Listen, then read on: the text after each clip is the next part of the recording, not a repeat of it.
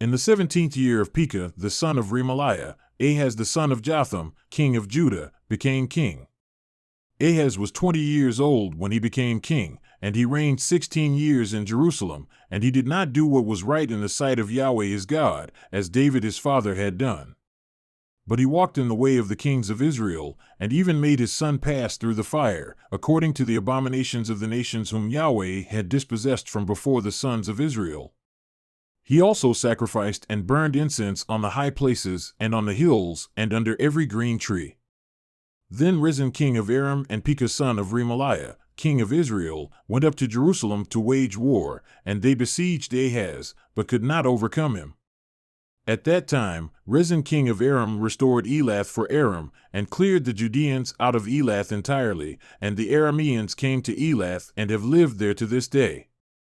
So Ahaz sent messengers to Tiglath-Pileser king of Assyria, saying, I am your servant and your son. Come up and save me from the hand of the king of Aram and from the hand of the king of Israel, who are rising up against me.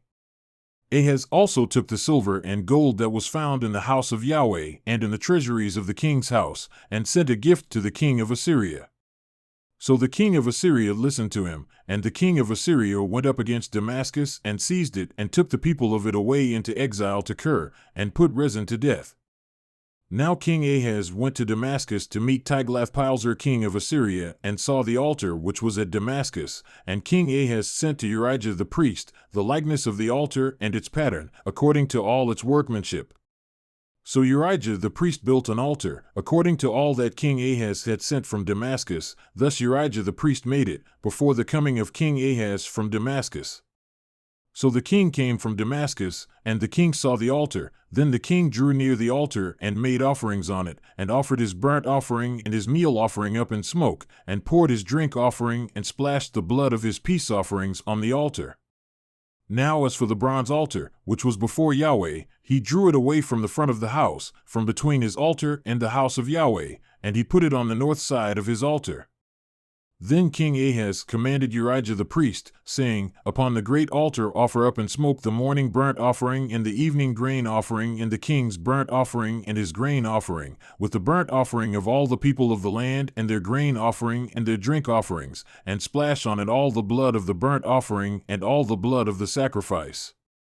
But the bronze altar shall be for me to inquire by. So Urijah the priest did according to all that King Ahaz commanded. Then King Ahaz cut off the borders of the stands and removed the laver from them. He also took down the sea from the bronze oxen which were under it and put it on a pavement of stone.